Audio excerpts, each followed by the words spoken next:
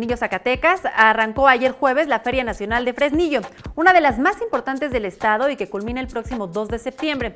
Se presentarán espectáculos de rodeo, escaramuzas, charreada y fiesta brava, además de muestras gastronómicas y también actividades culturales.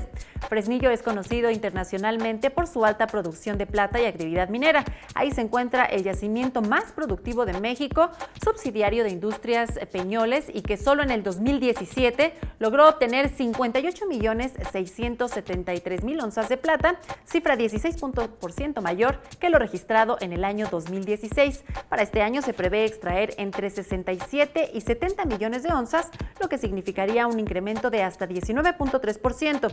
De acuerdo con el portal de la compañía, las reservas de plata suman 277 millones de onzas, lo que se estima que al ritmo de explotación actual, la vida de la mina será de 11.8 años.